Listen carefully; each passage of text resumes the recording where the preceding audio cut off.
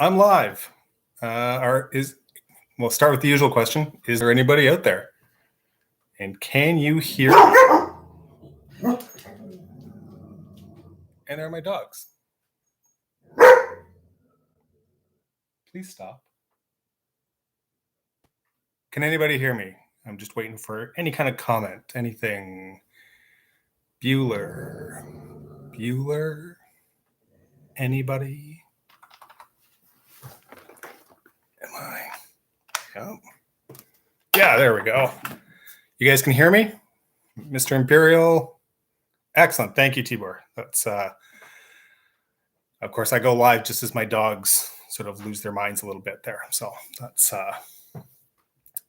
timing, as they say. It's just 2:00 now. Thank you for the 40 people who are here so far.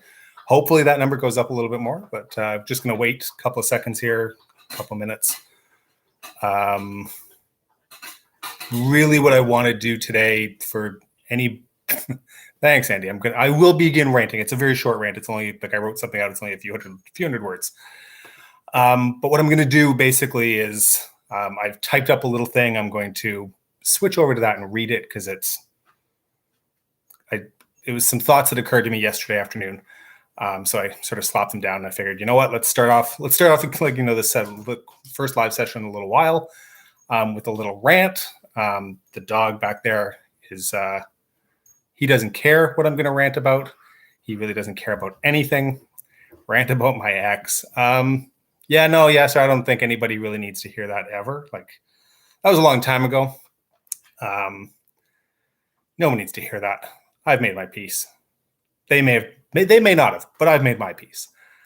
So I'll do my little rant. Hopefully you guys find it interesting, compelling, give you a little bit of food for thought. Disagree with me, whatever, and then we can just sort of throw it open to Q&A like we have in the past.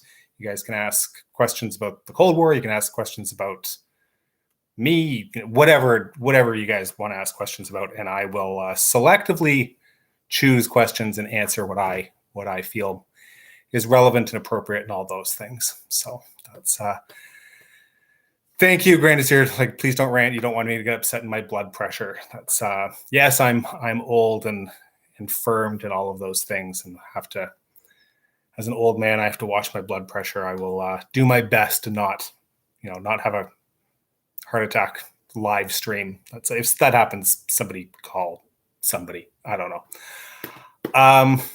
There's the first question. What's my dog's name? That dog right there, that is, his name is Grover. He is from Turkey, and he came to live with us in September. We were fostering him and then just decided to keep him. So my other dog, for those of you who have participated, like have attended live streams with me in the past, she's over there. You can just barely see her, like the edge of her. That's her. Her name is Lady, and she's from Greece. So they're supposed to hate each other, but they don't. We are thinking of getting a Cypriot dog just so that they can have something to fight over. So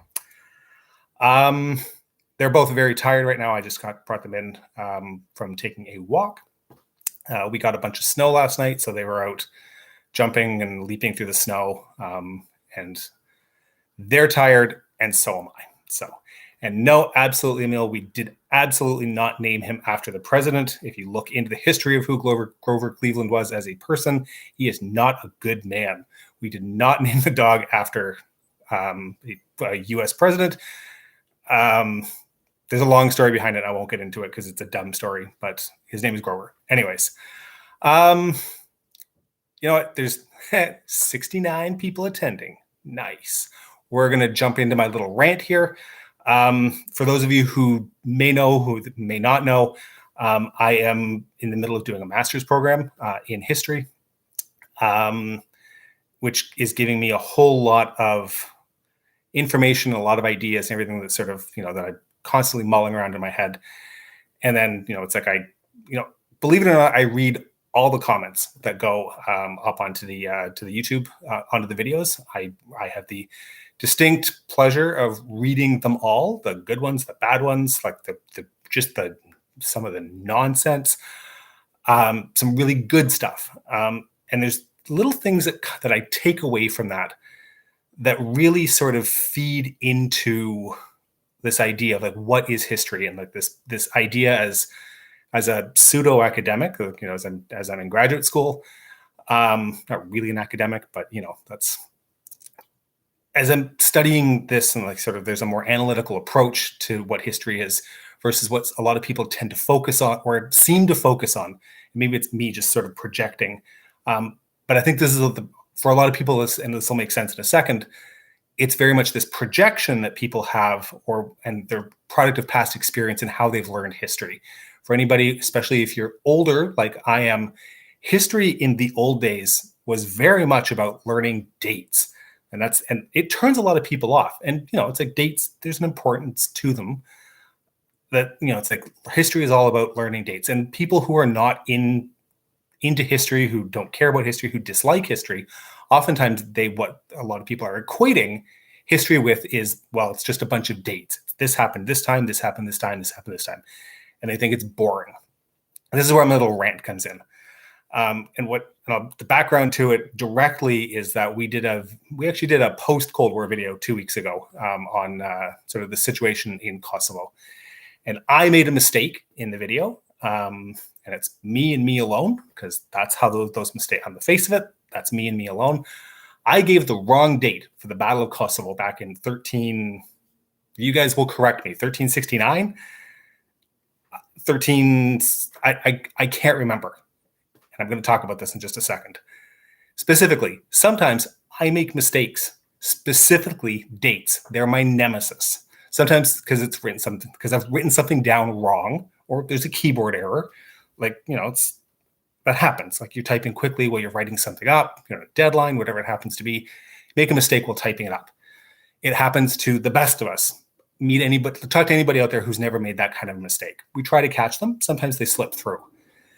But sometimes I make mistakes with dates because I just cannot remember a specific year something happened. Like dates and this is me personally, dates during the Kennedy administration, I can't remember them for the life of me. It's like kryptonite or something. Bay of Pigs, I have to stop and remind myself. Bay of Pigs was 61, Missile Crisis was 62, Assassination was 63.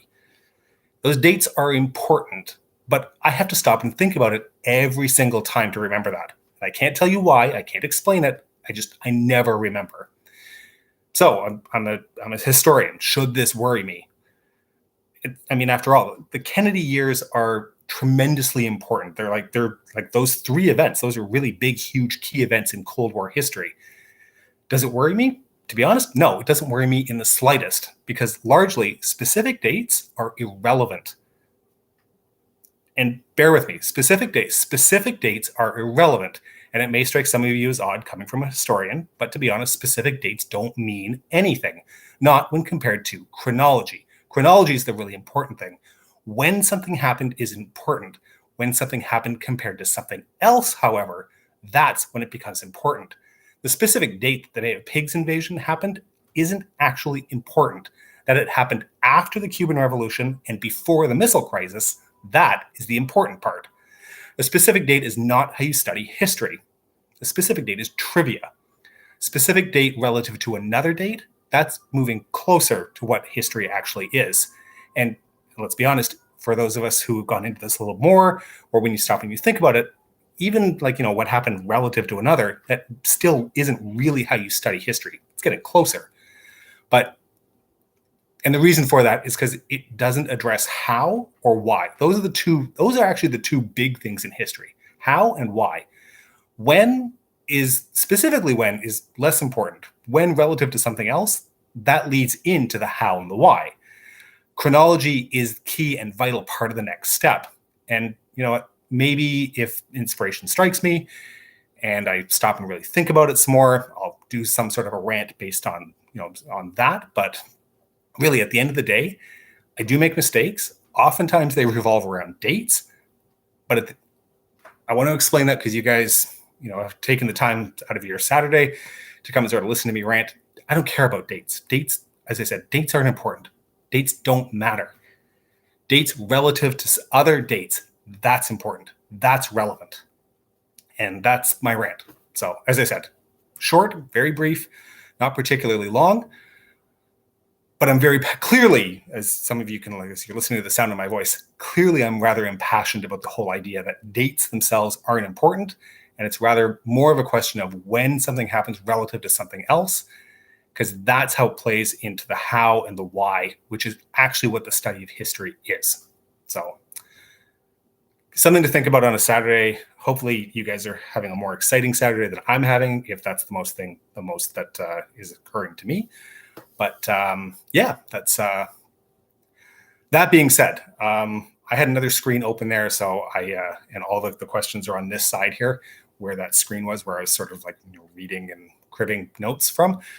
So I have missed all the questions, everything that you guys have put out there, basically since I started that little rant.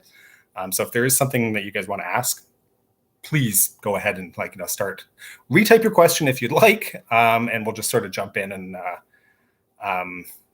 yeah, that's I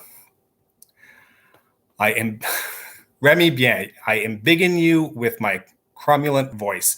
Yes, it embiggens a noble mind. Thank you very much for that key and precise Simpsons quotation. Simpsons are a huge, for anybody who, I try to work a Simpsons reference into scripts every so often, but it can be really difficult. Simpsons references are also becoming rather dated, as the show was only good in the 90s. It's probably still good. I still love the show, but I haven't watched an episode in like 15 years. But those first, probably like season 2.5 to about season 10, like those are key formative moments of my television watching youth. I used to watch a lot of television. I love The Simpsons. I love that era. And I love to sort of, if I can, get a little like slide in there, but those references fall flat for a lot of people because they just don't know the material. Yeah, so that's there's another key little window into my brain. Let's see.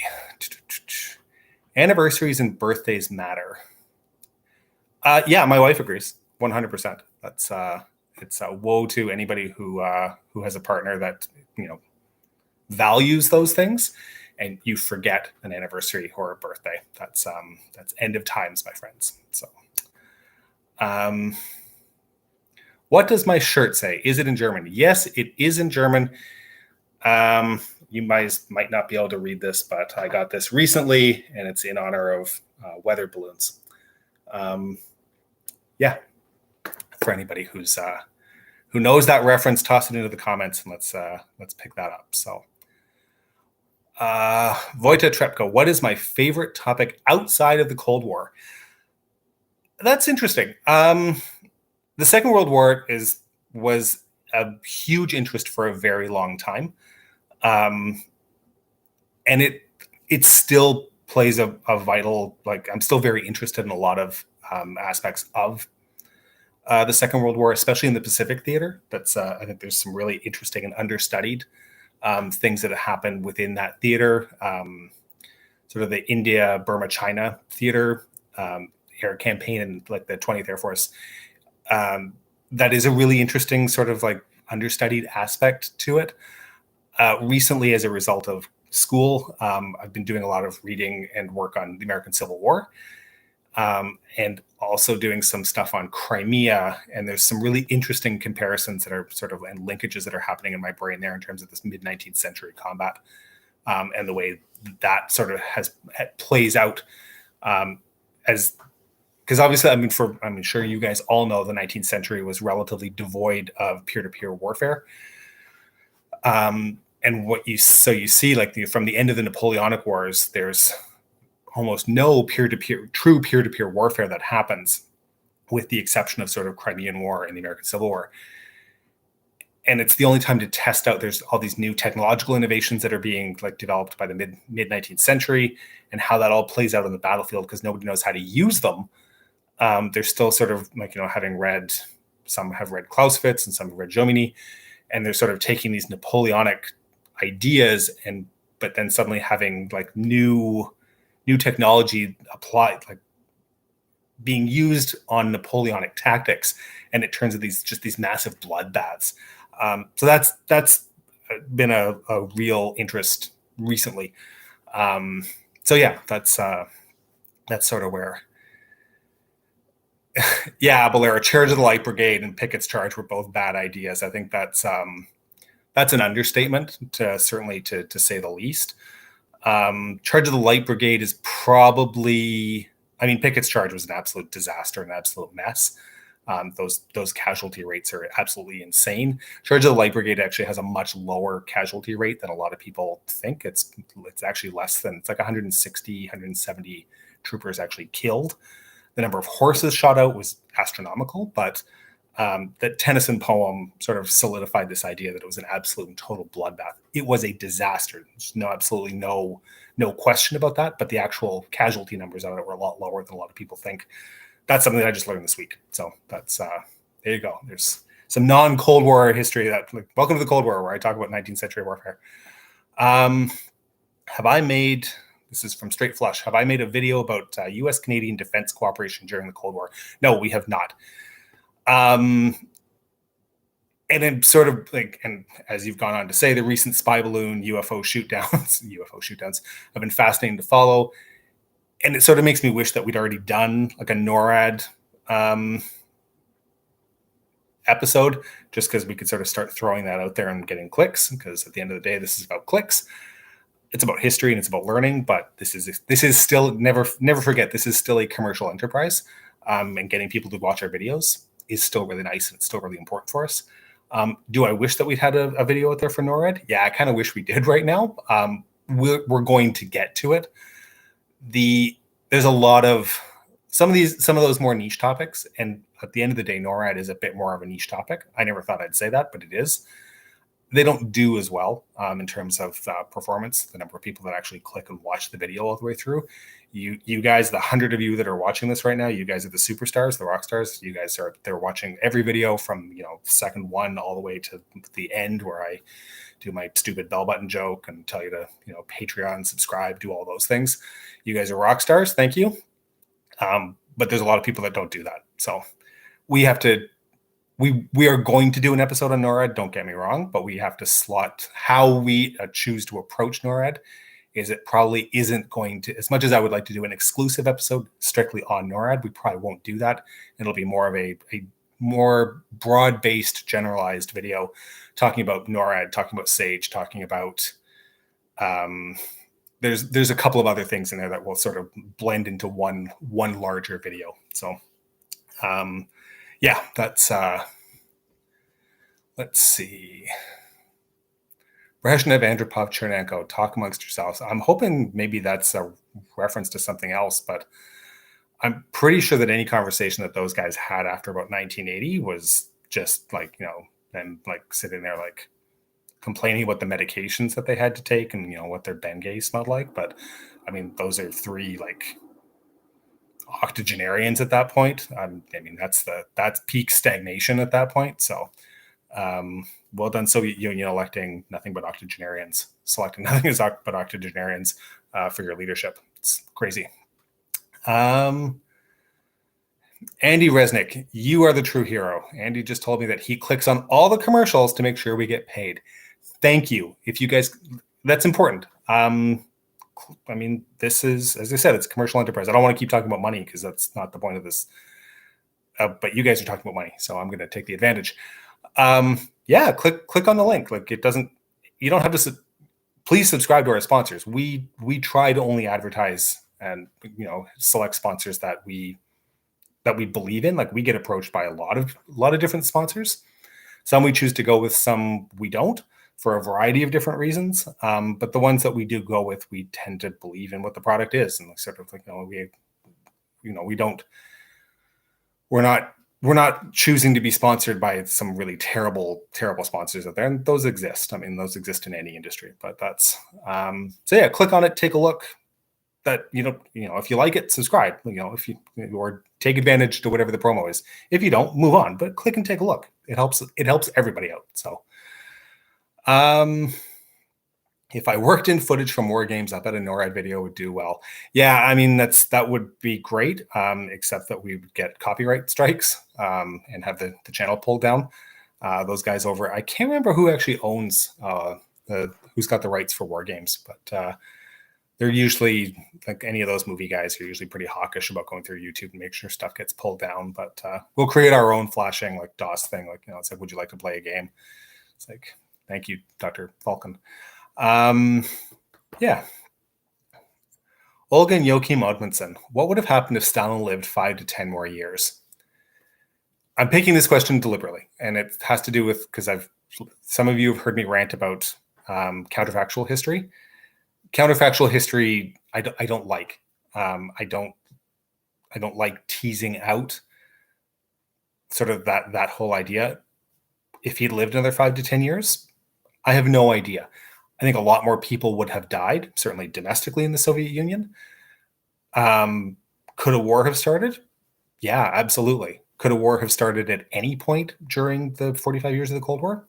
Yeah, absolutely. I mean, there's a pretty thin razor's edge that was being walked. I don't think the Cuban Missile Crisis would have happened with Stalin. Stalin was a lot. The Cuban Missile, and we're actually getting very close to doing our Cuban Missile Crisis stuff. The Cuban Missile Crisis was very much a gamble and a roll of the dice and adventurism, as it was deemed by Khrushchev. Stalin wasn't an adventurer like that. He was a cold and calculating, like horrible person, but very cold, very calculating. He would never. I personally don't think he would ever have taken a gamble like that. Counterfactual, who knows? We never had the opportunity to find out. But it's interesting to think of. Counterfactual history is interesting to think of because you can sort of think what was going to happen sort of within the next one step beyond what sort of the event is. But beyond that, like I don't find there's any sort of value to it because there's too many.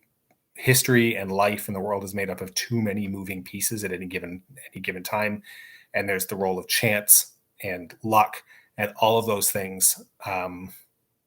History doesn't break down to a bunch of statistical models. It can't. There's always probability and improbability that plays a role into it. And the more time goes by and the more sort of inputs and things that have an opportunity to take effect, the more things can change, the more things can really get derailed. So that's sort of my thoughts on that. I don't know if that is useful or beneficial, or hopefully that's not sort of a cop-out answer, but there you go. Let's see. Who was the best U.S. president during the Cold War? The best at what? That's for Leonard. The best at what? Eisenhower was a great president for certain things. I mean, he was a great president for the military, and for the military-industrial complex. He oversaw, that's 8 years of tremendous economic growth and stability in the U.S. But he was bad at other things. LBJ was really good for some things and really bad for others. I can't believe I'm going to say this, but Nixon was really good for some things and absolutely terrible for other things. I mean, it's hard to say. This is a cop-out answer, 100%. Who was the best U.S. president? Who's my favorite U.S. president in the Cold War period? That is a different question. I have a real soft spot for Carter. And maybe it's because I haven't really studied the Carter administration quite as much as I probably need to at some point. But I like Jimmy Carter as a person. I like who he is. And Christos, I like who Jimmy Carter is, who he is as a person. For those of you who don't know, he's actually been moved into palliative care recently. So he is. He's definitely. I think he's like 96. So this isn't at this point a real surprise.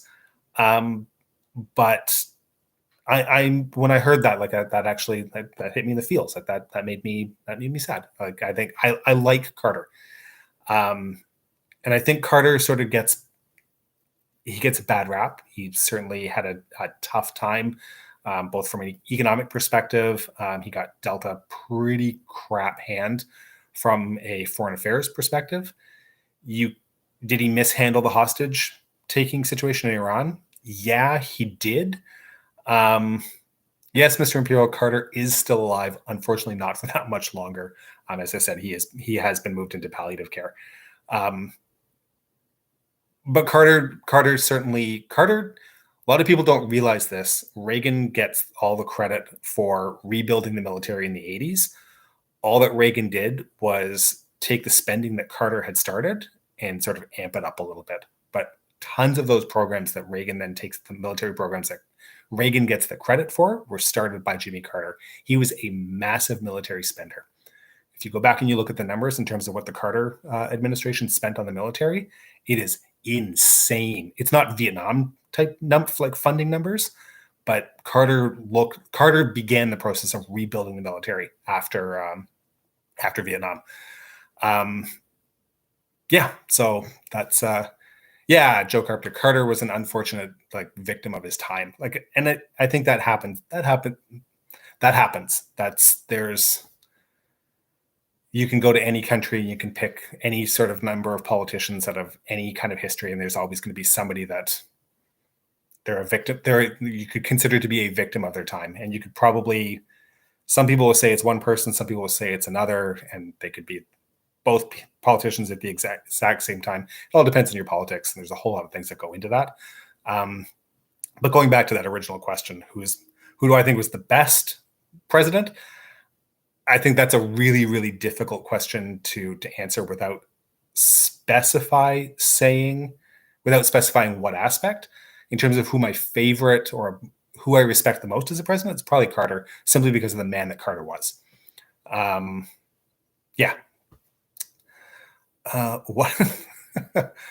What's my opinion on Reagan? I have opinions on Reagan. Moving along. I have a lot of opinions on Reagan. I am not a Reaganite in the slightest.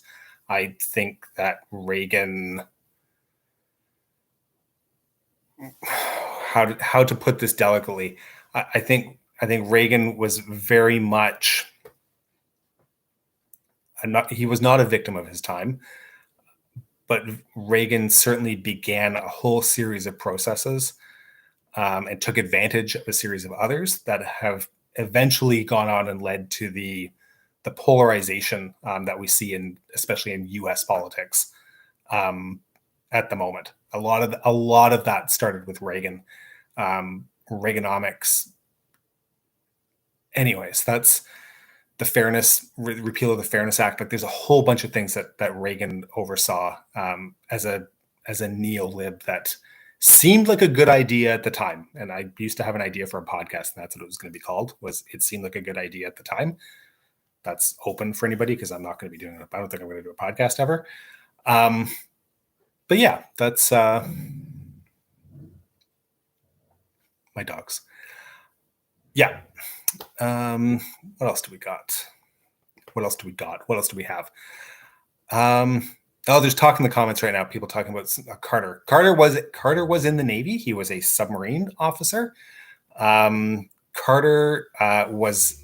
I don't know if he was actually a nuclear engineer, but he was certainly involved with a ton of nuclear. He had a ton of knowledge on nuclear aspects. To the point that one of the first nuclear meltdowns that ever happened, which was at a place in outside Chalk River here in Ontario, 6 hours north of where I am right now, give or take. There was a meltdown there. I think it was 1954. Carter was one of the radiation safety officers that was involved in actually going and helping to do the month-long cleanup on the reactor at Chalk River. So yeah, that's quite an interesting one of those unsung, unheard of, not too particularly well publicized or well known. It's gone around on social media. Depends what corners of social media you hide in, I guess, but it's gone around on social media a fair bit in the last few years that he did that, and that's only when I heard about it.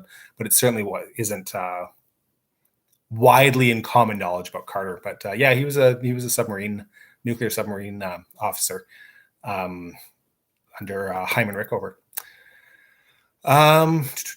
Is there any relation between China's opening to the West and the Soviet fall? It's a question from Partha Saha. Nothing happens in a vacuum, I will say that. But no, not to the extent that, like, it's like where you can trace this direct line that happens.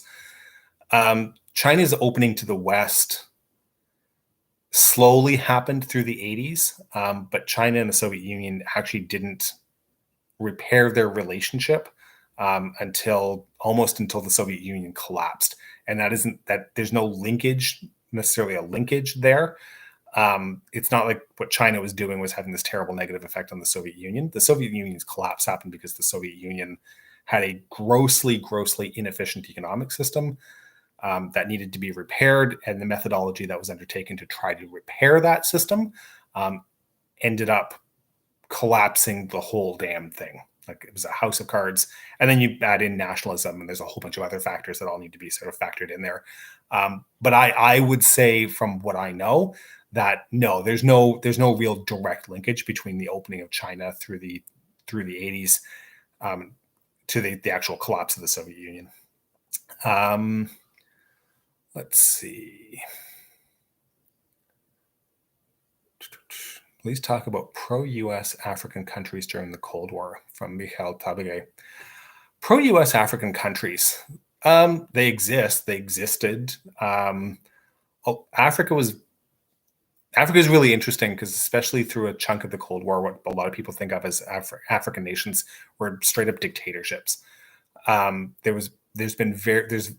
Democracy has a very, what's the word I'm looking for? Very spotty record, especially in, I shouldn't even say sub-Saharan Africa, in Africa as a whole. Botswana is sort of this like shining example. Lots of people hope that Zimbabwe, when it was first founded, would sort of find its way into the democratic, pantheon of nations kind of thing. There's a lot of military dictatorships that established themselves in Africa, and a lot of them tended to, especially in Northwest Africa, sort of the former French Empire, they remained aligned to France, and France very much set things up to sort of help that along. Currency, military support, military in general. When you get into other parts away from the Francophonie countries, what you start seeing is countries, especially former British colonies, is that they don't want British involvement, but the British and the Americans are almost seen, I don't want to say that they're seen as like, one and the same or really close together, but a lot of them don't want to necessarily align themselves to the West, because the West is so tightly aligned to former colonial powers. So Union, on the other hand, where it's like there's no record of African colonization, and there's a rhetoric of liberation and of national identity, literally of national identity, but especially of liberation and self-determination from the Soviet Union of all places. A lot of them sort of like they leaned that way. It doesn't mean that they were puppet states, that they were satellite states, et cetera, et cetera. But there's certainly there's this non-aligned nations. They walk this line in the middle. Ghana is a great example of that. But there's lots of others. Congo ends up being this one. And I mean, if you look at a map, Congo, you guys ever looked at a map of Africa, like to scale? Congo is huge. Oh my, Congo and Angola, they're enormous. I keep looking at it's like I grew up with Mercator projection, and you look at it, it's like, oh, okay, they don't look that big. And then you actually see to scale, oh my God, those countries are huge. So there's these two huge countries. Let's go to Congo specifically, but Congo under Sisi Seko very much aligns itself to the US, but it does it in such a way that it isn't. A lot of people don't recognize it as being a U.S. puppet necessarily, but there's definitely a ton of support there from the U.S. South Africa walks this crazy line where it's like their former British colony. There's still a ton of ties to the Commonwealth and to Britain, even after being expelled from the Commonwealth. There's all this stuff. Like there's these ties to the U.S. that the U.S. won't necessarily break off entirely, and then sanctions. It's a big giant mess, and I'm really looking forward to getting into it and doing a couple of episodes looking at South Africa, especially. But I think this question actually leads me to think that we really should take a look at sort of like African nations as this third way, like, which way do they sort of break in the Cold War? As much as the non-aligned movement wanted to pretend that they weren't aligned, there was tendencies to break either left or right, red or blue, whichever way you want to sort of label that. Africa is a really interesting, and again, I've used the word understudied a few times in this podcast, in this live stream so far, but I think for the general public, there's Africanists obviously out there that have spent tons and tons of time on this. But I think in the general discourse, there is it doesn't get discussed as much as it probably should. Granzier, yes, there are two countries called Congo. One is. I'm going to show my ignorance. One was just, I think it's the Republic of Congo, and then there was the Democratic Republic of Congo, which was Zaire. Yeah, it was Zaire. I think it was. Yeah, yes, it was Zaire for most of the Cold War. Since about, I think, maybe the late 60s or early 70s, I want to say they were renamed as Zaire under Sissy Seko. And then after in the late 90s, I want to say that they went back to the name Congo, which obviously has deep historic ties, not necessarily to Belgium, but to geography and all those things. So, yeah, I mean, there's a comment: Congo is the forgotten front of the Cold War. It really is. Like, there's Congo was we did an episode on Congolese liberation. And we probably didn't spend as much time on Lumumba as I really wanted to, but sometimes we run into time constraints, and that is such a complicated story overall in terms of the way that all happened and the way that it broke, and it's such a mess. Isn't the right word, but it's there's so many moving parts in Congo that.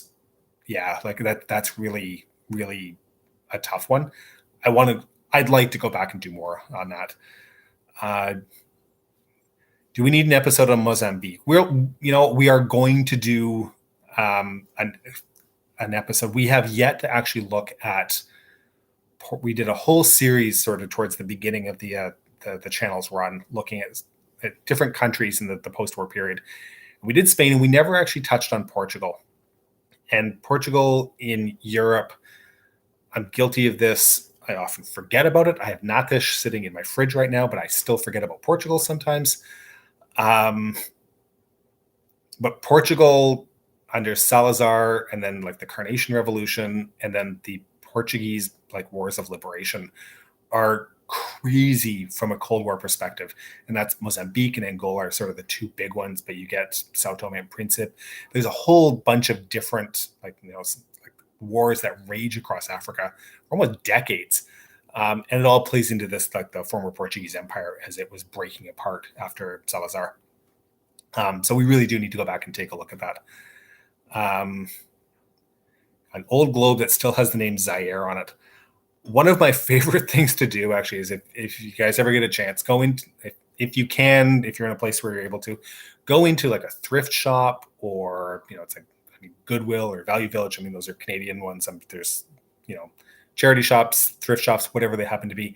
See if you can find old atlases, old globes, and without looking at what year, it's almost like a game. Without looking at what year the globe or the map was published, open up to a map of Europe, open up to a map of Africa, of Asia, and based on the geography, see if you can guess what year it was published.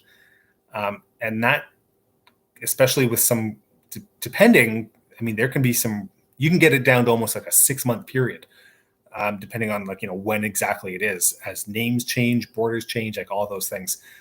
I don't do this as often as I probably want to, but it can be a lot of fun to actually do that if you stumble across old maps without looking at the publishing date. Figure out what day. See if you can figure out what year or what even month it was actually published in.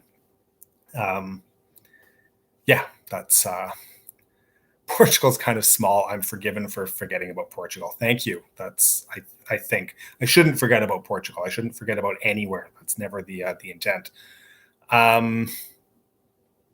Let's see. Globe.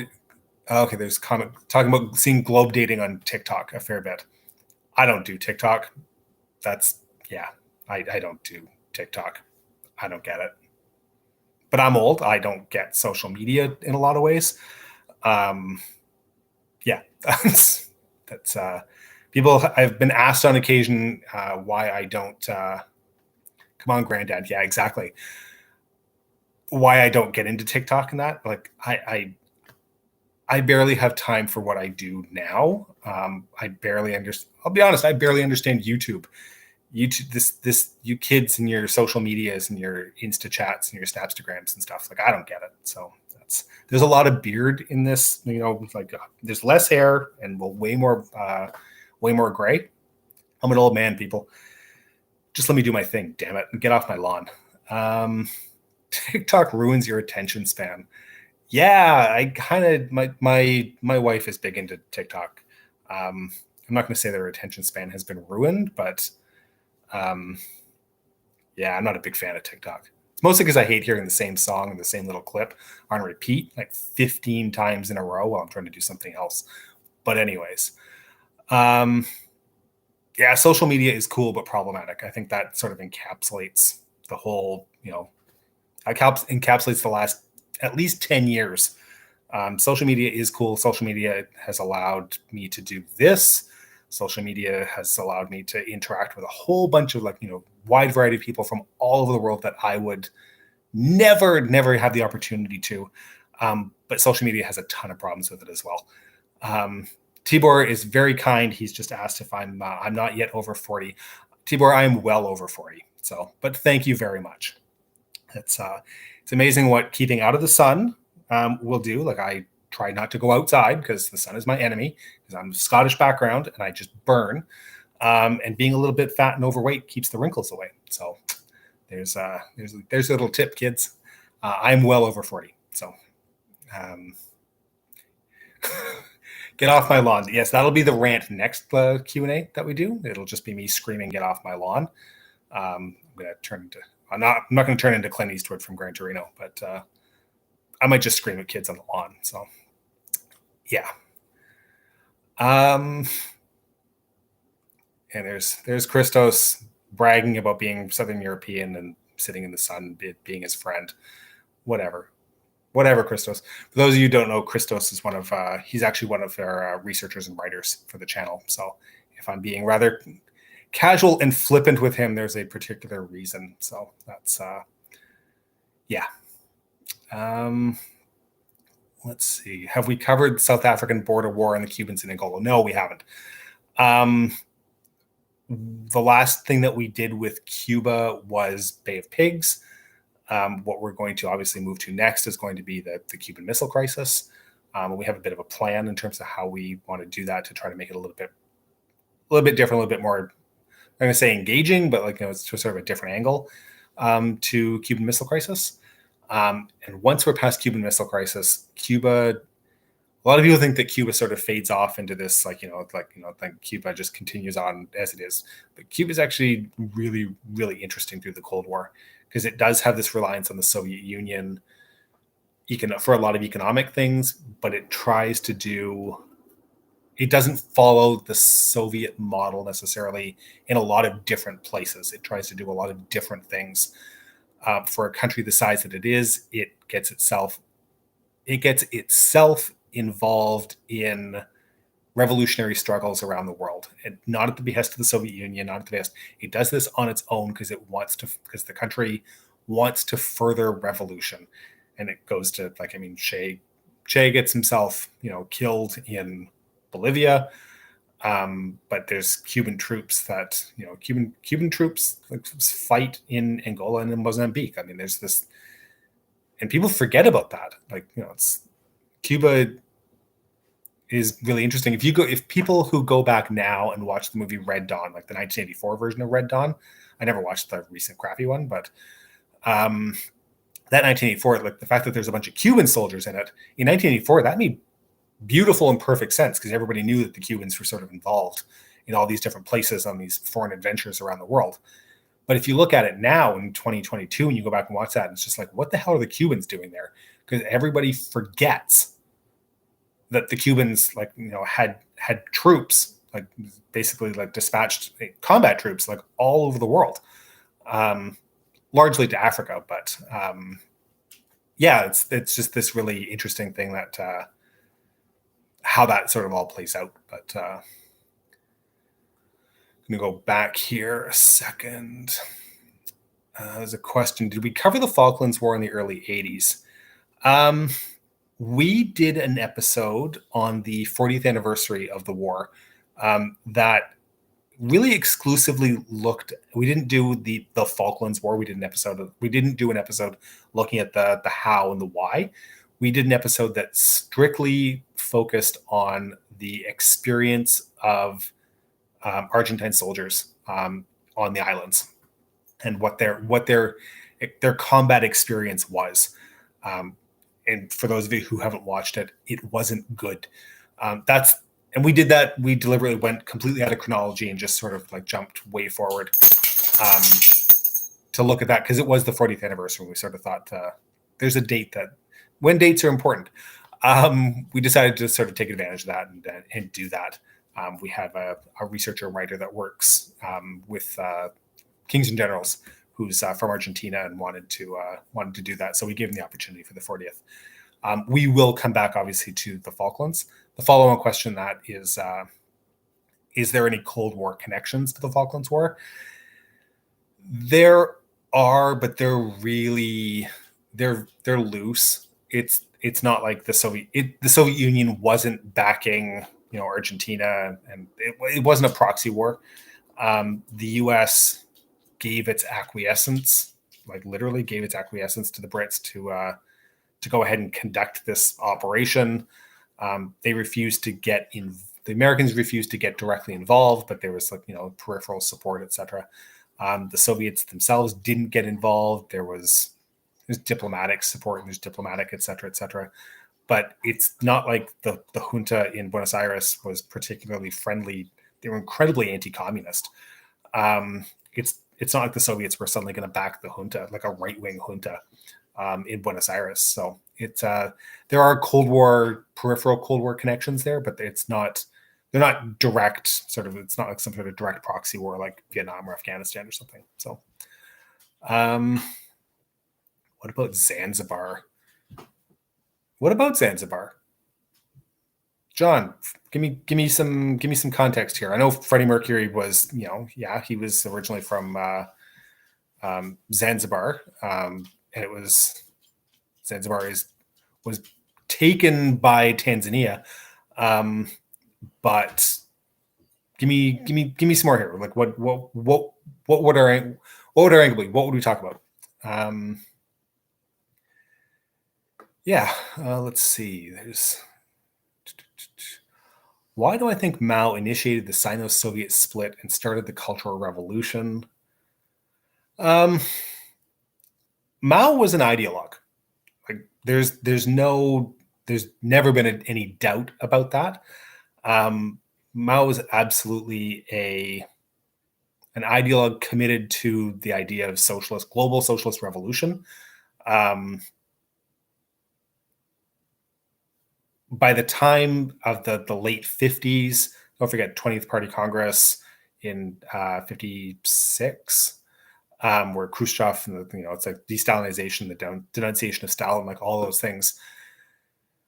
Khrushchev is pursuing this idea of, it's almost, I don't want to say necessarily rapprochement, but certainly looking for peaceful coexistence is the term that was used. looking to scale things back. And instead of focusing on world revolution, Khrushchev was trying to improve things at home in the Soviet Union. Like he had traveled abroad, he'd gone to the States, he'd seen like all these different things, and he wanted the Soviet Union to move forward.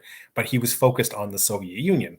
Mao is this like global an ideologue of global revolution, who very much believed in that, saw that as a sellout. And there's a lot of history, like there's Sino-Russian history is not particularly friendly over the last 300 years. There's a lot of bad blood there, for anybody who sort of goes back and takes a look at that. So all of these things play together. Like it's obviously nothing happens in isolation. It's not like 1949. Like it's again that the PRC is established, and then everything that happened prior to that is suddenly forgotten. The Sino-Soviet split. The Sino-Soviet split is possibly one of the most. I'm not going to say it's one of the most influential. It is one of the most influential things of the Cold War. It's very possible and very easy to make an argument that the Sino-Soviet split leads to one of the most influential things of the 20th century, based in 2023, looking backwards. But you don't see that in 1989 when the or 1991 when the Cold War ends. The Sino-Soviet split was just another factor of it. The rise of China certainly wasn't on a lot of people. I'm not going to say nobody's minds, but it certainly wasn't on a lot of people's minds at the time. I don't know if I've just answered your question or I've just sort of talked and answered a question, but hopefully that is something there. So would I consider doing a video on the Command and Conquer Red Alert series? Only if I can get Tim Curry to show up and yell space. That would be the only way that I would do that. So that was fun. Did small European countries like Luxembourg ever have effects well beyond their size? Yes, but I'm not going to necessarily specify Luxembourg because I don't know anything about Luxembourg. Like, not a thing, other than that I know of its existence, and that it's a duchy, but beyond that, I really don't know anything about Luxembourg. Small European countries, there's a long history of small countries punching well above their weight during the Cold War. Belgium, the Netherlands, their contributions to NATO are certainly incredibly important. There's diplomatic and there's economic and there's diplomatic impact there as well. It's not strictly military. There's a ton of influence and impact that the Benelux countries certainly. I'm sure I could include Luxembourg in there for sure, but I don't want to necessarily specify it because as I said, I don't know anything about Luxembourg. Other than the Luxembourger sounds pretty good right now, but I'm just hungry. Hi-oh. There's definitely small countries that punch well above their supposed weight because of sort of soft things that they can bring to the table. And that continues even now into the present. There's small countries that like Brunei. This is the second time, it's hopefully you guys all had a chance to watch the episode this morning on Confrontasi. But I got to talk about Brunei for the first time ever, which was great. But a country like Brunei, actually, you don't think about it, but it punches well above its weight because it has so much money and oil, like petrodollars, that it can do a whole lot. You don't see a lot about Brunei in the West because it doesn't choose to spend its money in the West. It chooses to spend its money in its, sort of in its backyard and around itself. But it wields an incredible amount of influence as a result of that. Kuwait is another example of that. How important was the Vatican in the Cold War? Yeah, the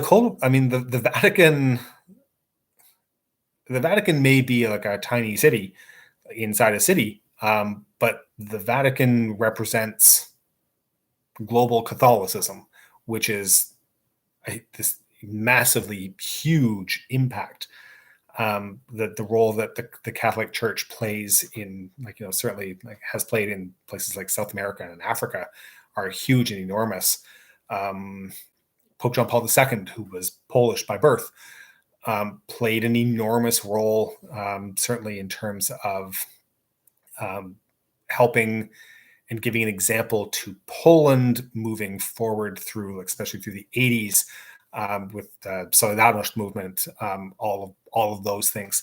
And that happens from the Vatican. The Vatican and the Catholic Church, I mean, you could look at them as being like, sort of on the leading edge of fighting communism, liberators, but you can also look at the Catholic Church as being, this enormous force of reaction and conservatism, and it can be both of those things depending on where it's acting and what the subject matter is. So, I mean, the Vatican is a really interesting topic. I'll be honest, we haven't directly tackled a lot of direct religious things like that. I don't know what the comment section on that's going to look like. Probably good for clicks. Yeah. I mean, as I say that, don't forget, guys, I have to read all the comments. I already get called all kinds of weird and terrible things in the comments. I'd rather not invite a whole bunch of people to come and crap on my parade. So, yeah. Why did communism not spread in the Arab Peninsula? Islam? That nationalism, like those two things can very much play off each other to counter the effect of communism. It's not that communism didn't have its adherents and its proponents in the Middle East and the Arab world. It certainly did, but populism, likewise, then you see populism. Nasser is sort of a prime example of that, but you get a guy like Gaddafi. Somebody just mentioned Baathism in the comments. Like there's definitely some strong cultural factors that play into not making communism a particularly viable ideology in the region, because there's other ideologies that fit culturally and still offer the same type of promises of social benefits and social developments. That is what communism sort of tries to push. So a lot of people in the West want to think that communism is all about authoritarianism and taking away property and the state telling you what to do. That is one aspect that's how communism was manifested. The other aspect, though, to it, though, is that if you are a poor dirt farmer somewhere and you don't, like poor dirt tenant farmer, you don't have anything. The promises of communism are that it's like you're going to have a secure place to live, you're going to have an education, you're going to have there's all these things that communism promises, and in a lot of places delivered, subject to a bunch of caveats, like Wikipedia citation needed. But people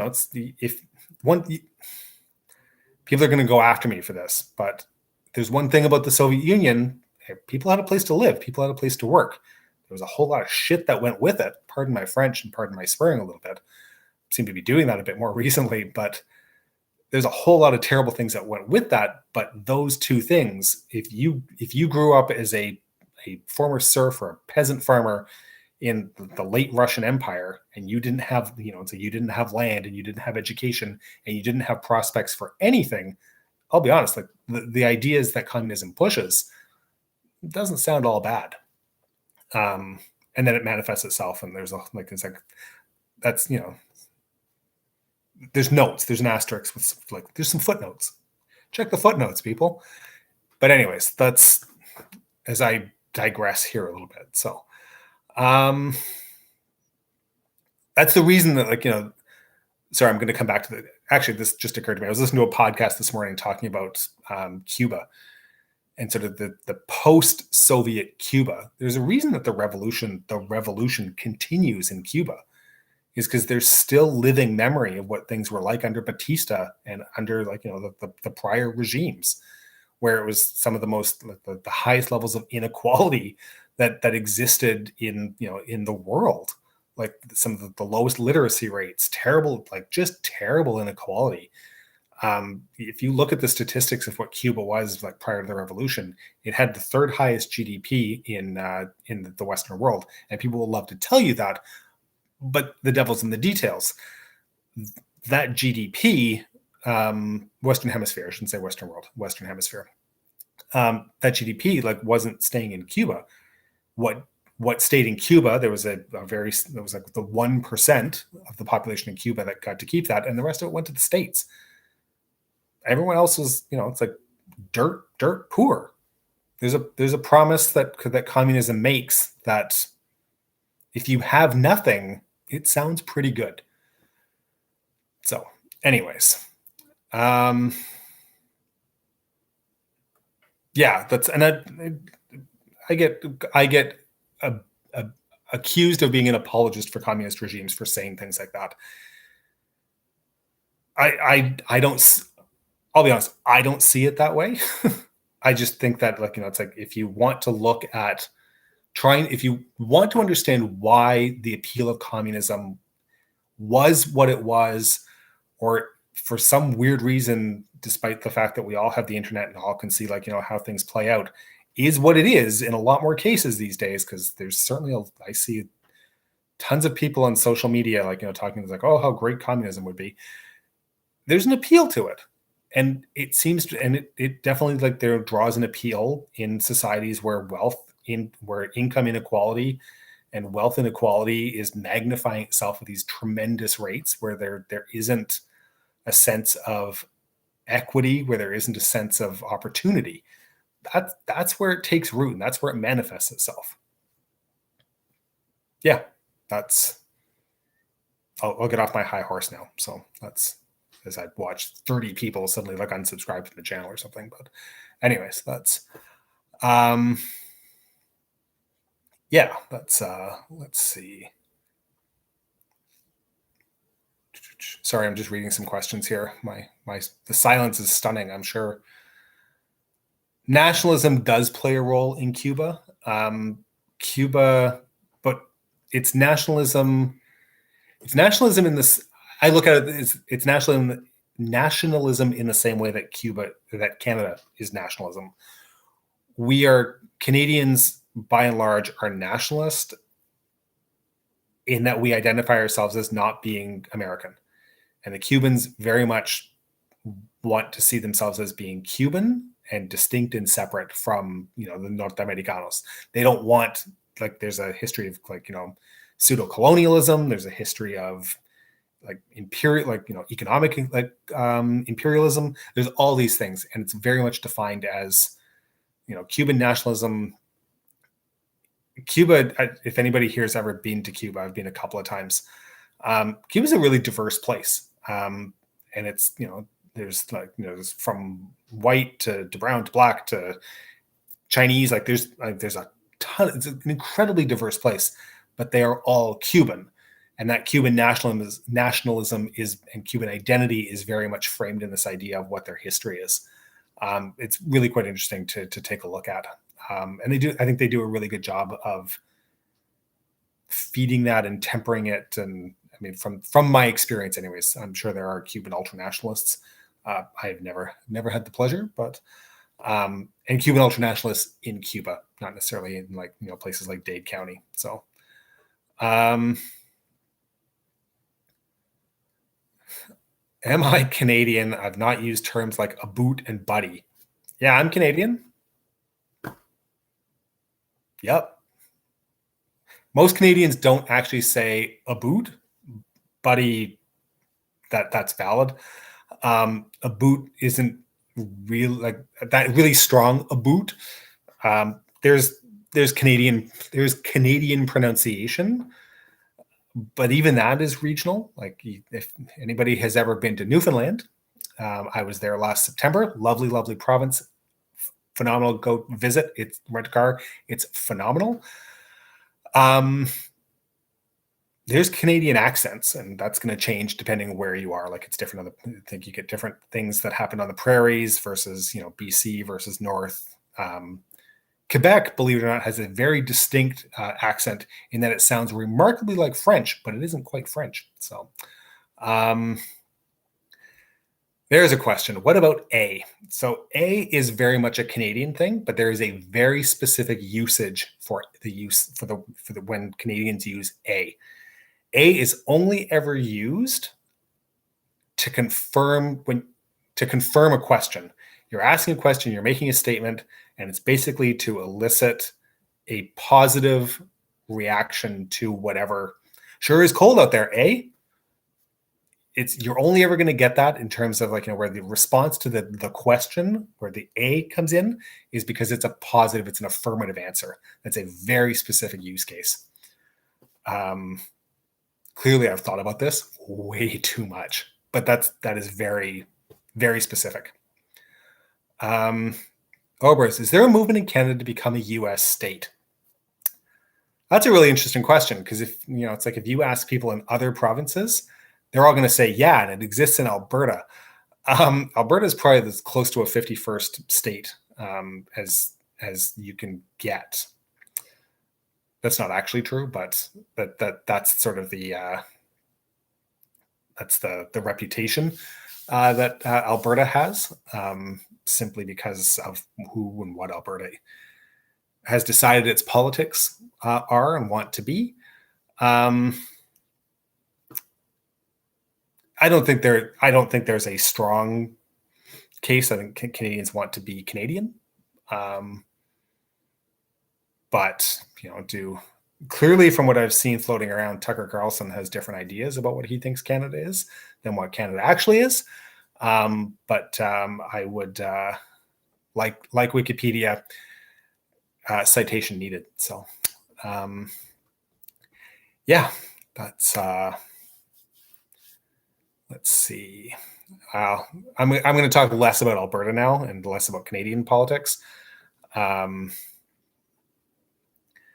except for this one question. Isn't Canada under the King, Queen of the UK, even though it's a separate country?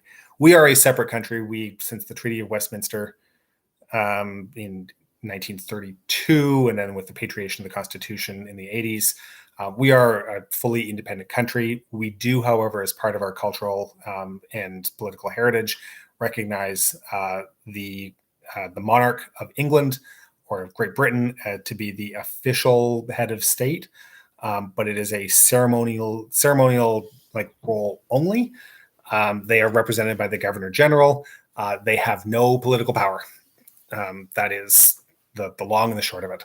We run with a parliamentary system, which has a ton of its own problems. But yeah, that's how that works. Wow, there's a whole lot of questions coming in here. Let's see. Why was the U.S. more effective at suppressing left-wing communist insurgencies in Latin America than in Southeast Asia? That's an interesting question, actually. Geography is a big part of that. It's a lot easier to run funds and guns into countries that are in your immediate backyard. There's cultural aspects there as well. The U.S. That's a really big question. It's an interesting question. The U.S. the strategy that the U.S. employed in Vietnam was different than what was employed in places like Guatemala and El Salvador. Each case is going to be unique, just because it always will be, because that's how things work. But the U.S. certainly was much more effective at suppressing, because they were involved in suppressing directly in the country. The U.S. Don't forget the Vietnam. I've got hair sticking up here. I'm just glad I still have hair. The U.S. never had ground troops in North Vietnam. Like the most that they did was bombing in North Vietnam, and it was, don't kid yourself, it was an awful lot of bombing. But there weren't ground troops. They weren't feeding an insurgency in North Vietnam. They were fighting an insurgency in South Vietnam, versus somewhere like Guatemala or other El Salvador, Honduras, where they were either feeding the insurgency directly there, like in the country, or they were like arming a government directly in that country. So there's a very different mechanism in terms of how that works. That's certainly for Vietnam. When you look at places like, Cambodia is a different white hot mess. It's funny. Cambodia is a country that I used to think that I had a decent handle on how things went down. And then I did some reading and sort of made that realization that, yeah, like, you know what, I don't know squat. I need to go back and sort of start fresh and really get into that to understand exactly what that chronology and that timeline of events and influences look like. Yeah. So different location. I mean, I think I saw somebody say location, location, location. Those absolutely are key. That is a key reason for it. But there's a different mechanism that's happening, certainly when you compare some of the Central American insurgencies or governments versus what was happening in a place like Vietnam. So,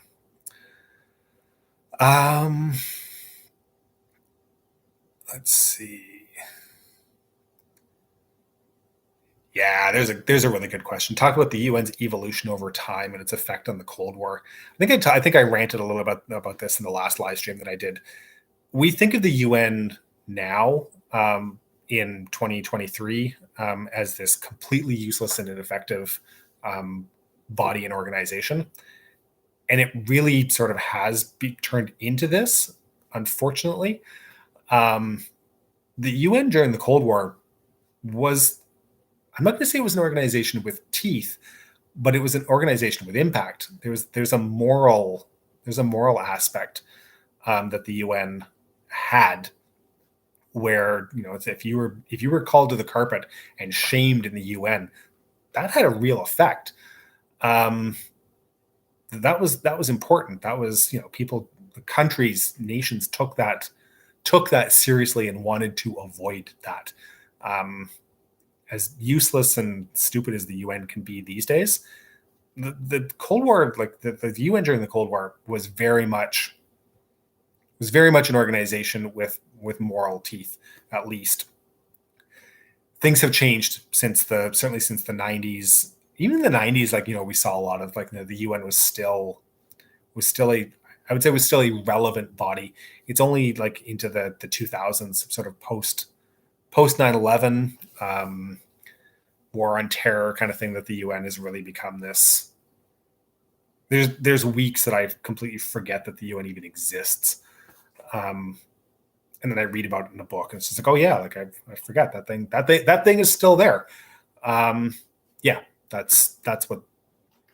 So back to the question: should we talk about the evolution of the UN? Yeah, we really should. And it's one of those subjects that, like, you know, it's like, oh yeah, like, you know, it's like I need to write that down. And I write it down on a list somewhere, and then I forget about it because it's not front and center. It's not front of mind because it's not even in the head. It never makes the headlines these days. It's not talked about in the news. It's not talked about. There's two countries in Europe right now that are at war and fighting with each other, and ain't nobody talking about, like, you know, what the UN's role is in any of this. Nothing. Like that tells you everything. Because I promise you, during the Cold War, when that type of thing happened, that was front and center in the United Nations.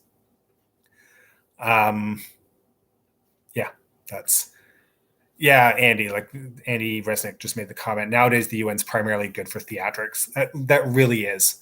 Unfortunately, like, I think the idea and the concept behind the UN is really, I mean, it's idealistic, it's utopian, it's all these things. But having a forum where countries can come and discuss and talk, and that is really important. Dialogue is key. Dialogue is important. Resolutions and progress doesn't happen without dialogue, and it might involve compromise, but, you know, you need a forum for those types of things to take place. And that's what the UN should be. And unfortunately, it's like things have, the organization has very much lost its way, lost its, you know, whether it needs to be burned down, reformed, whether it needs, like, you know, League of Nations it, like, you know, whatever that needs to look like, just completely replaced. I don't know, but yeah. We really based on this, I really should write down UN evolution on a piece of paper somewhere and come back to this at some point. So, yeah. The contempt Russia has for the UN precludes anything.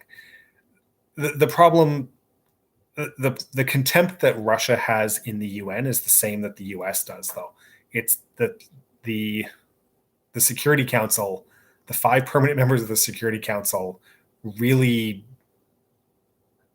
are. I don't want to say that they're the problem, because there's a ton of other problems, but a lot of it does stem or is impacted directly by the stupid veto by the 5 permanent members. And it's really there's two members in there, 3 more so at this point. And the reason I say that is because if you look at China's voting record since they joined, that's PRC, by the way, since they joined as the representative of the Chinese state, their voting record in the UN is they abstained a lot. Whereas, the US and Russia, the Soviet Union, voted on everything because they had, they wanted their thumbs in the pie and they were involved in anything. China abstained on a lot of stuff.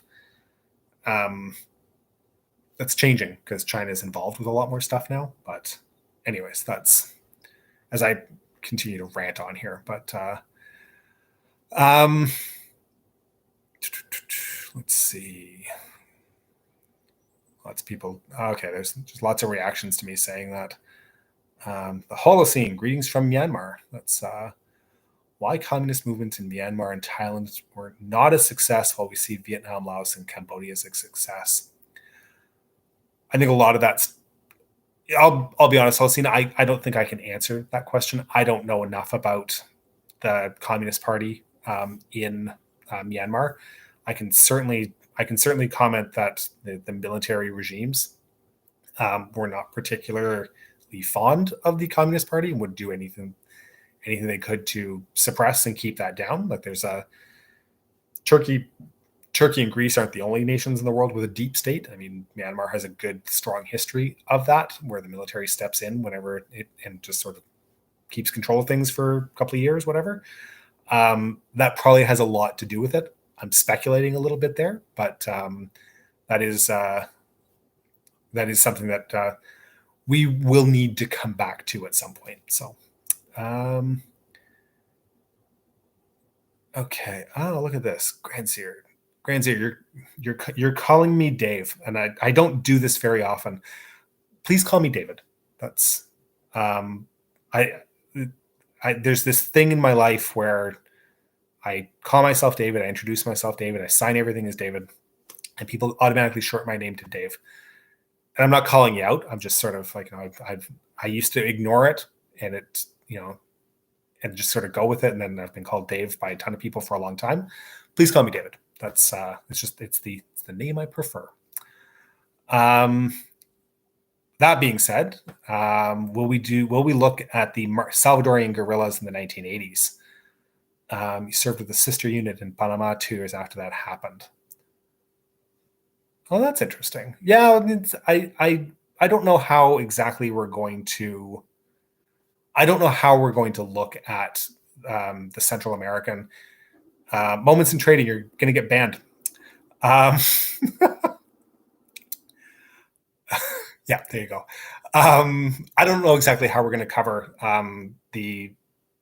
some of those revolutions and uprisings and juntas and whatnot that I was just talking about from Central America. So much of it they play off of each other. There's this like the crazy role of the U.S. and the CIA and the U.S. military and all these other things that all sort of come together, telling a coherent story that isn't then repetitive across 5 different episodes. That's the challenge there. We haven't figured out how we're going to do that. So are we going to talk about it? Yeah, we absolutely are. But yeah, I just haven't. We haven't decided how we're going to address that. So, that's yes. Thank you guys. It's just David, please. That's all.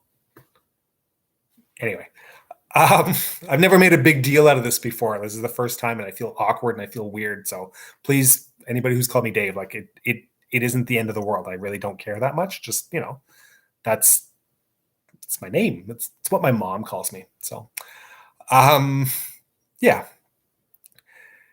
You know what? Perfect. Yes, thank you, Grant. I'm sorry, David. I'm afraid I can't do that. And I refuse to open the pod bay doors. So, um, yeah. So a couple of years ago, this is just a side story because somebody mentioned Hal. A few years ago, I went to see 2001: Space Odyssey in IMAX, and it was like an 11:30 at night showing, which for some of you is might not be late, but I'm usually in bed by 9:30, 10 o'clock. The fact that it started at like at 11 or 11:30 or something, and it didn't finish till but the movie, I saw it in IMAX, and it was pretty much an empty theater. There was like 20 people in an IMAX theater. It was phenomenal. If it ever gets released back into IMAX theaters, go and watch that movie. That is one of I like Stanley Kubrick as a director. I think he did some really amazing stuff. Full Metal Jacket is phenomenal. But 2001 is an absolute stunning visual masterpiece. And they certainly don't make movies like that anymore. The pacing on it doesn't suit to what movies have been like for the last 20 to 30 years. But the movie is absolutely stunning and absolutely phenomenal. And seeing it in IMAX blew me away. So, yeah, that's that being said, there's my movie recommendation. Nothing to do with the Cold War, but a phenomenal movie. So that's let's see. Were there concerns about the USSR expanding the war to directly being with the US or using nukes in Afghanistan, Pakistan?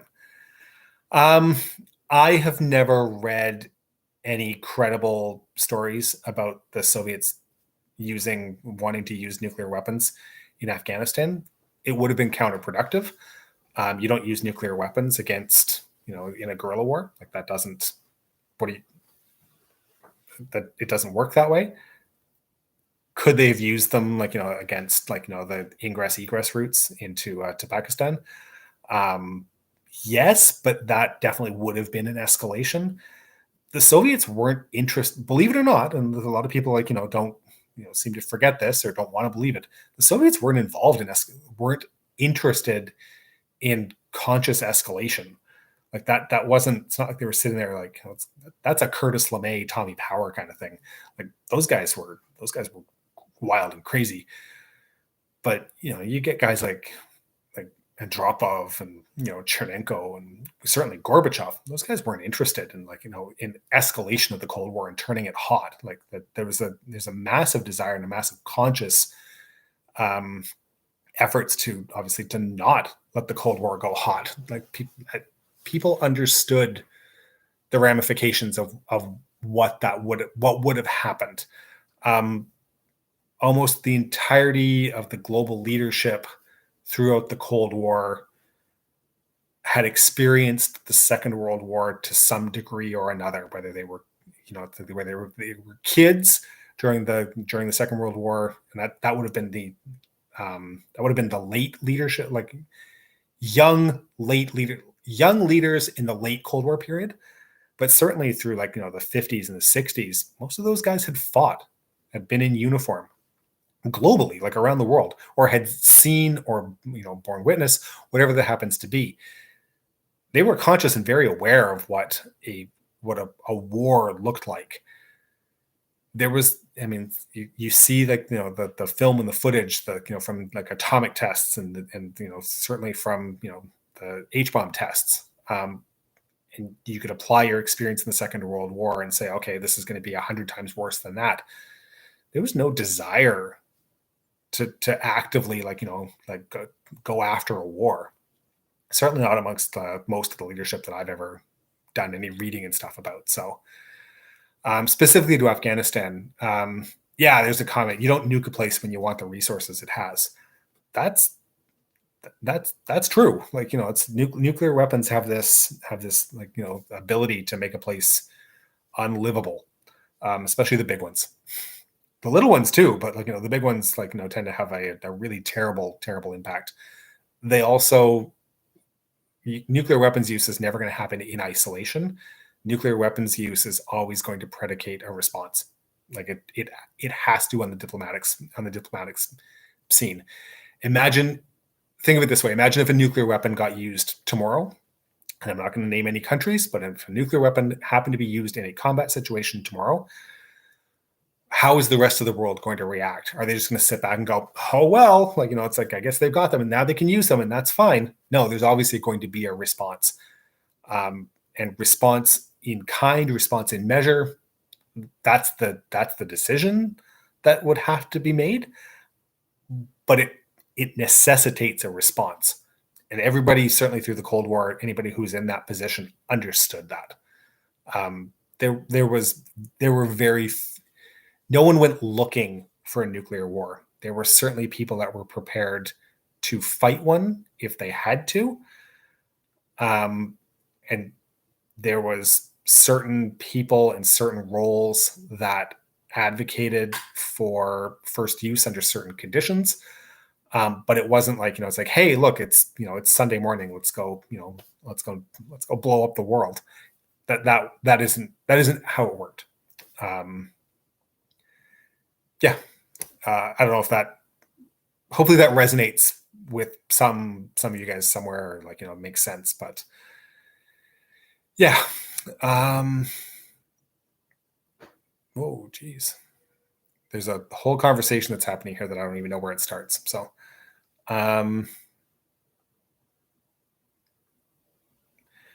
here we go. Could I make a video about the space race and other science races in the Cold War? So we have a slow burn series on the space race. We've done up to the launch of Sputnik.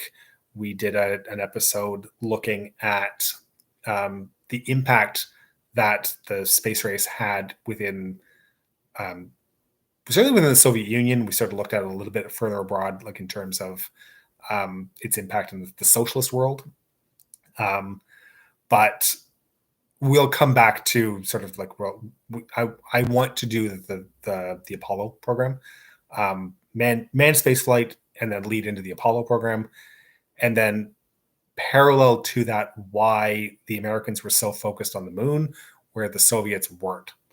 And it's, people will yell at me because I've had this happen to me before, but people always like, it's like, oh, the space race.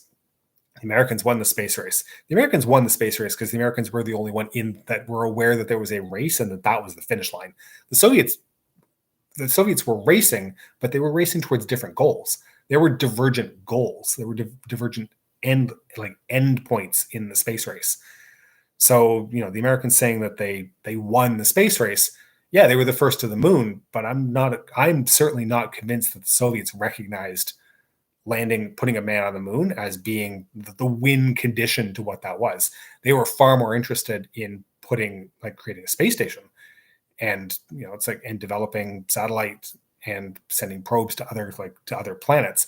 That was very much the focus of the Soviet space program. So to say that there was a space race where they were where there's a defined finish line that they both recognize, that's not the case. So that's anyways, that's me ranting about stuff because that's what I do. So and then the Americans put a guy into space and he ends up going through time, and there's a bunch of damn dirty apes and all that stuff.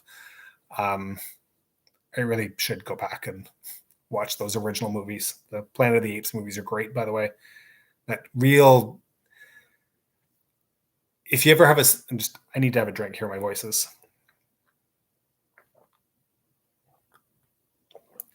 Excuse me. Yeah, I don't know what I was talking about. So, movies in the 70s. There's a real sort of this zeitgeist, I think we talked about. I think I may have talked about this in the last live stream. But 70s movies, and I'm thinking of Planet of the Apes and things like that, have this real dystopian sort of feel to them. And it's very much this, post Nixon Watergate disillusionment with post Vietnam disillusionment, like all of these things. And then you compare that to, and Star Wars in 77 sort of kicks off this good versus evil, where the good guys win rehabilitation thing that really sort of kicks off into the ultra patriot movies like from the 80s. And I'm talking like Rambo and Delta Force, and it's Red Dawn, like all these these 80s movies that have this very different feel to them than certainly what a lot of movies in the 70s looked like. If you're ever bored on a Saturday or Sunday afternoon, or whenever it is that you have a chunk of time that you can watching a couple of like popular movies from two different decades and two different eras, almost like that, and compare sort of the feel to them, you can get some really interesting and different takeaways from each of those. So it am I a Republican or a monarchist? I don't even. Well, I mean, I know how to answer that question. Like, I'm a Canadian. Like, does that help?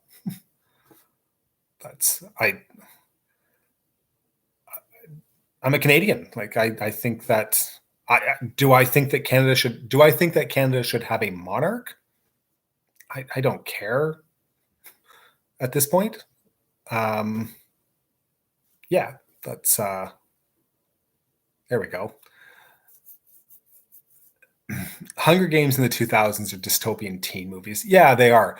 I mean, the Hunger Games in the 2000s, Logan's Run in whatever year Logan's Run came out. There's definitely, compare like when Hunger Games came out. Like Hunger Games is in this like what was that, the early 2010s, something like that. Like that series is very much in this like the being created and being thought of in the same time that the global war on terror is kind of turning real shit for the US. And it's this there's linkages between where you can see what's happening in like, in politics and in global culture and in global culture. And comparing those can be really, really interesting over the decades. I obviously am more aware of like sort of like the Cold War stuff because that's really what I pay attention to. But we're 30 years since the end of the Cold War. There's 30 years of things that have happened. 90s movies have a really, really different feel to them than certainly anything that came out probably about post 2005, 2006 kind of thing. Yeah, that's what's my favorite Cold War aircraft? That's B-36. I am absolutely fascinated and taken by magnesium overcast. It's this crazy Second World War idea that got carried forward as the war suddenly ended, and you needed something. And by the time that it actually goes into production, it turns out that it's completely underpowered. So they have to slap a couple of jet engines onto the damn thing. So it ends up being, it's literally 6 turning, 4 burning. The range of like, it can take off from the US and bomb the Soviet Union and still come back. Like it's this just ridiculous aircraft that is out of time. But it takes, X amount of time for like something afraid. I mean, the B-47 sort of filled in, but the B-47 didn't have the range. So until the B-52s came into play, the B-36 was this beast that Strategic Air Command and the U.S. nuclear arm relied on. But it's just it's this totally weird, bizarre hybrid aircraft.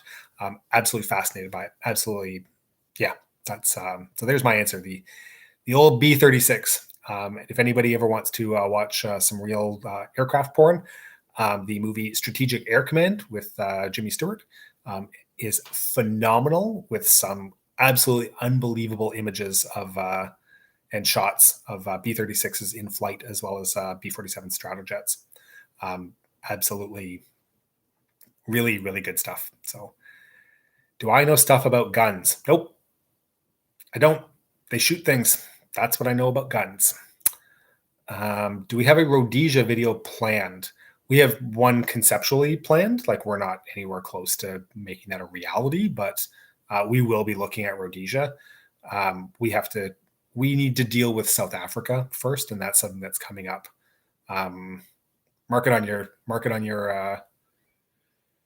I'm not going to say mark it on your calendars because I don't have a date for it, but South Africa will be coming up soon. So, yes, Jimmy Stewart was an actual Air Force general. He was an active duty pilot in the Second World War.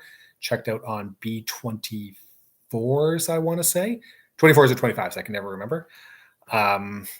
He was checked out on B-47s in the reserves once he left. Like once he finished active duty, he went back to Hollywood and then returned to the Air Force and went into Strategic Air Command as a reserve pilot.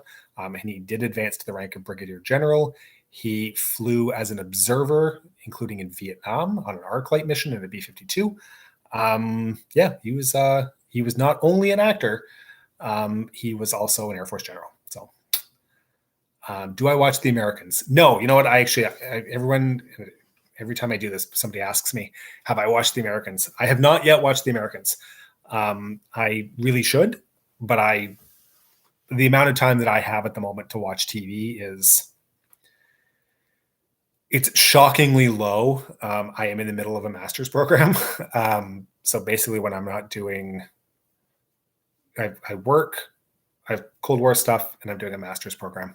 I don't really have a lot of time to watch TV. When I do end up getting, 20 minutes, half an hour, or whatever it is to watch TV, to be honest, I'm watching Superstore right now because it's light and dumb and stupid, and it makes me laugh and giggle a little bit. That's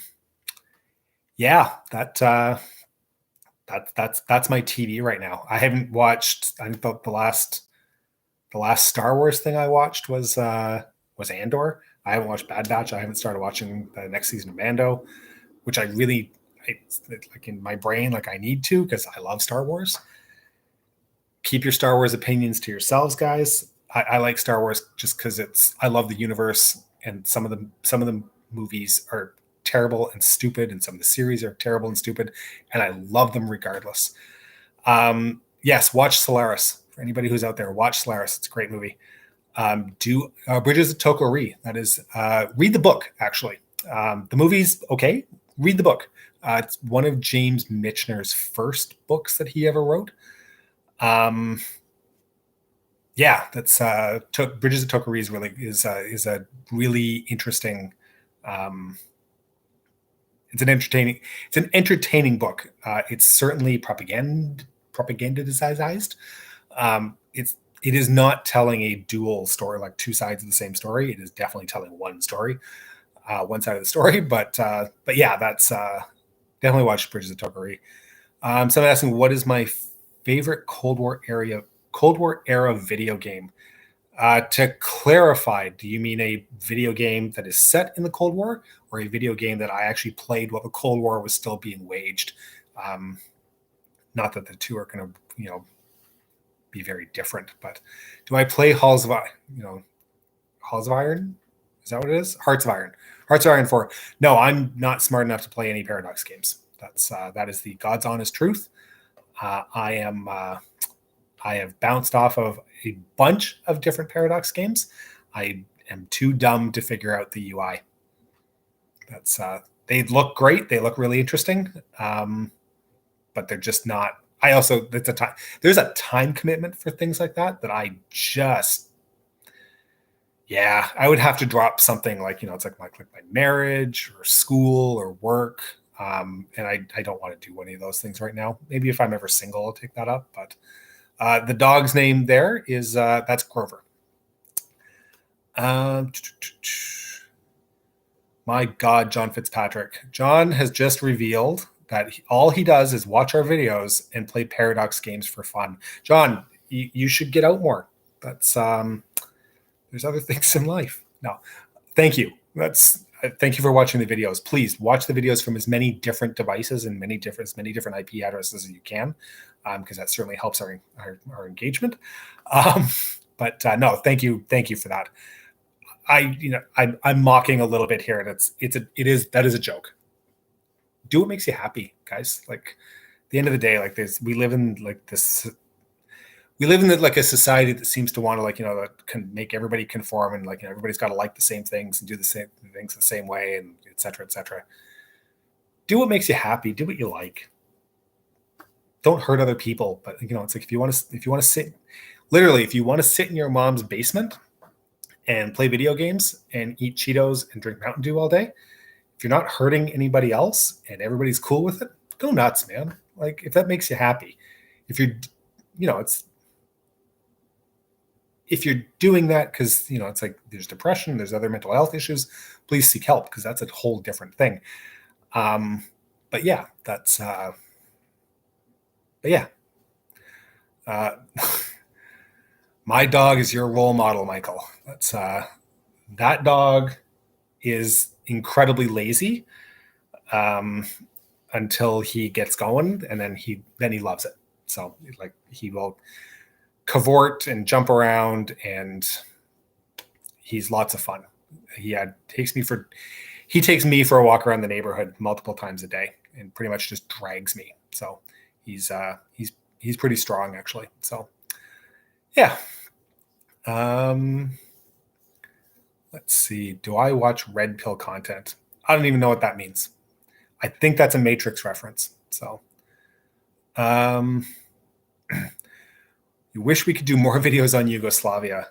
Then we wouldn't be the Cold War channel anymore. We would just be the Yugoslav channel. That's probably somebody else's ballywhack. So, yeah, that's. Oh my God, should I walk? I should take my dog for a walk on a bike. No, because he's not well trained. I would just get immediately pulled over, and then just mangled. And I'm really not into that. So, yeah. Let's see. If I were given the budget and total control to make one Cold War topic conflict country, what would I choose and why? Anything? I don't know. That's such a huge thing. That is enormous. I don't know what I'd choose, to be honest. Like, I have, if you ask me at any given point in a week or even in a day, like, I can come up with about 16 different topics that I'm interested in, that I think that I'd love to find the time to be able to jump down a rabbit hole. I think there's a ton of Cold War stories that are out there that are completely under talked about, that are like, that are unknown. One of the biggest problems with, I'll be honest, I like what we're doing from a public history perspective, because we go out and we choose a topic, whether it's broad or even sometimes like rather niche and small, and we limit to about 15 or 20 minutes, and it lets us sort of pick away at stuff, and we can, and we remain as factual as we possibly can based on the information that we have. As soon as you start getting to bigger budgets and like all these things, there's this inclination to move more towards dramatization, towards throwing things towards other things, and you start moving. Becomes less focused on telling the truth and more focused on how the story is being told, as opposed to telling the story itself. And that's, to me, that's really what differentiates really good documentary media versus less good documentary media. Is it's about the story that needs to be. It's about the story that needs to be told, as less about how. And there's so much focus in 2023, certainly, in terms of making sure that things visually look good, and that the sound is perfect, and that visually it's captivating and it's clean. At the end of the day, like, sound and visuals, and this applies to all kinds of different things. This isn't just YouTube. Sound and visuals and all these things can only get you so far. At the end of the day, it's got to rely on the story, this is a cop-out to the answer, because I can't think of a single topic. I can't think of a topic right now off the top of my head that I would want to spend $20 billion, telling the story. Maybe I'll do that in my next live stream. So, yeah. Tom, yes, I'm a Star Wars fan. And yes, the song on the shirt does reference, Captain Kirk. Star Wars, Star Trek. I like Star Trek too. Star Wars is my first love, but I do like Star Trek as well. That's my wife and I recently finished watching DS9, like the series I'd never watched all before, and I actually really enjoyed DS9. And then we've moved on to Voyager, and I'm actually enjoying Voyager a whole lot less than I enjoyed DS9.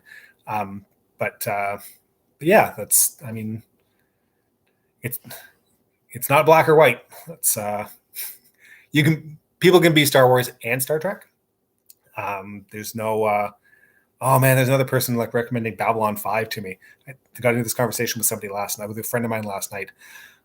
I never got into Babylon 5, and I don't have access to it on any kind of streaming platform at the moment. And going and finding it, like, like from a dodgy streaming site, I don't have the energy to do that on a nightly basis. It's one of the big things that I really like about, like something like Netflix, which I'm probably going to cancel anyways because they're crap. But what I really like is just that I can sit down, turn the TV on, it's right there, and I don't have to do anything. I love that. When I have half an hour to myself to watch something, ease and convenience goes a long way. Yeah, that's but Babylon 5, from everything that everybody tells me, great show. I really liked Battlestar Galactica too, both the old one and the remake. I never got to the end of it because I ran out of the person that I was borrowing the DVDs from, which is another sign of how old I am. The person I was borrowing the DVDs from didn't have the last season yet, so I've never actually watched all the way to the end. But I heard the end of Battlestar Galactica was kind of crap. So, yeah.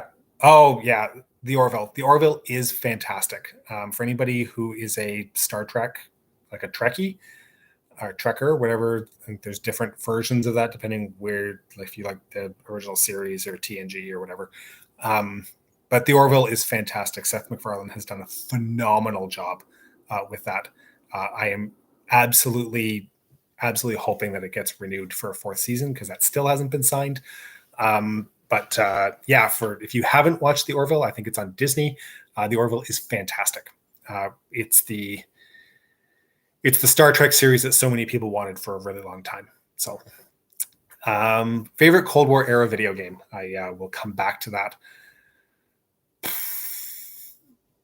So I like when I was a kid, I played a ton of flight sims on a Commodore 64, specifically from Microprose. And I'm going to give it to probably, like, it was an Apache AH-64 simulator called Gunship. The original one, there was a Gunship 2000. I didn't like that one as much. The original Gunship from like 1986 or 1987. I love that game. I played the absolute living hell out of that game. Like, just like so many hours of my life dedicated to that game. And I'm going to nominate that not because it's like this phenomenal groundbreaking game or anything, but because it just holds such a nostalgic place for me. So that is my answer. So, which decade of the Cold War is the most interesting? There's two: the 50s and the 80s, and for very different reasons. Different but linked. I'm really interested in the 50s as a Cold War decade because I really do have this like a deep interest and a deep interest, fascination with Strategic Air Command, which, I mean, and the air atomic nuclear programs, and the expansion of the U.S. Nuclear force through the 50s. Absolutely fascinating. Like, that's Curtis LeMay and Tommy Power, those two crazy guys. Really, like, absolutely fascinating to see that evolution and how it sets up the rest of the Cold War. And then the 80s, for a very different reason, still linked to nuclear weapons, but sort of the disarmament talks, Gorbachev and Reagan, and then the actual collapse of the Soviet Union. Like, those are sort of really sort of the key, like how things set up, and then sort of how it ended. So 2 decades, but yeah, that's those are kind of my favorite. So what am I working on for my master's? I'm doing a master's in military history. So yeah, that's my course at the moment that I'm very much lost in the middle of. For anybody who joined in at the beginning, I was complaining that I wasn't complaining, but I'm spending a lot of time in the 19th century because I'm working on doing a bunch of stuff on the U.S. Civil War. And as soon as we're off here, then I've got about another 200 pages or so that I've got to read somewhere between today and tomorrow and take notes on and do all that stuff. But yeah, that's I'm doing the program through a university it's all online. It's through a university in the UK. Sorry, in the UK. But yeah, that's do I like Lord of the Rings? Yeah, I do. That's I have tried to for a long time I made the effort to read Lord of the Rings itself, at least once a year. But I love the Peter Jackson movies, the extended versions. I think they're great. The Hobbit were crap. That was just a cash grab. Could have done that in 1.5 movies as opposed to 3. But I haven't watched like the Rings of Power. I haven't watched any of the sort of the newer stuff. So yeah, I can't speak to that any of the newer stuff. But I do like Lord of the Rings. Like I think the world building and what Tolkien did in terms of that is phenomenal. So yeah, Lord of the Rings once a year. I mean, when you've read it a couple of times, like it actually gets a lot easier to read because you're not necessarily reading for detail because you know what the detail is, and like sort of different things will jump out at you at different points. So that was in the old days when I used to have time. Time doesn't exist anymore, or free time, anyways. Was the creation of the atomic bomb a mistake, or did it prevent big wars? The creation of the atomic bomb was absolutely deliberate. I mean, the Manhattan Project fulfilled what it set out to do. Did the atomic bomb prevent the Cold War from going hot? Yeah, it did. Like if the atomic bomb hadn't been created, would the Cold War have gone hot? Who knows? We'll go back to what I was talking about earlier in terms of alternate history. Who knows? Based on what we do know, the presence of the atomic bomb absolutely prevented the Cold War from going hot. Simple answer. We don't get a lot of those, but that's a simple answer. There's also tons of books that can be written to explain that simple answer, but that's the shortened version. Let's see. Where am I here? Oh my God. I've been doing this for almost 2 hours. Even Grover's starting to give me that, like, what the hell look. I need to wrap this up because I really do need to go do a bunch of stuff. Because, it's 4:00 here. Yeah, this has been a lot of fun. I haven't done one of these in a couple of months. I think it's been almost a couple of months. Yeah, hopefully you guys have enjoyed this and sort of, listening to me rattle and prattle on type thing. I apologize for anybody who's asked questions that I have not been I haven't seen, read. The scroll can move kind of fast when I'm talking because I do try to look at least towards the camera type thing as opposed to off to the side. Email address, thecoldwarchannel@gmail.com. If you have questions that you really want to answer, if you're looking for recommendations on things, you can always email. I try to respond in a relatively timely fashion. I'm not always the best at it, but I try. This is, hopefully you guys are learning something from the channel. I know I am certainly learning a ton from this channel and from doing this. I work with a bunch of really great people. Christos is, and I'm not just saying that because Christos is in the channel right now. We really do actually enjoy doing this. And as I said, I learn a ton from this. Work with really, really good people to bring videos to you guys every week. We are coming up on our 4th anniversary. That's 4 years of bringing content. Yeah, so I'll do the little plug here. Patreon, it's the Cold War channel. Please, like, if you're able to, like, it's like Patreon contributions, PayPal, not PayPal, YouTube subscription, all these things, like, they really help us out. They really help us to bring you guys content. We really enjoy doing these, but again, like, we all have expenses, we all have bills. I have kids, I have, there's a mortgage, there's car payments, there's all those things in life that, it's like everybody has. A lot of us have.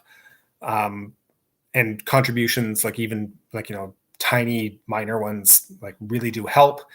Share our content, like, get in there, like, get into the corners of Reddit, like, share your favorite videos, like, recommend us to people, abuse people, like, spam like links to our videos to places. Don't actually do that, but yeah, like, whenever, we really appreciate the support. Kind word here and there goes a long way too. So thank you guys very, very much for joining in, and we'll hopefully do one of these a little sooner than when a little bit of a shorter break since the last one. So have a great day, guys. Take it easy. Bye.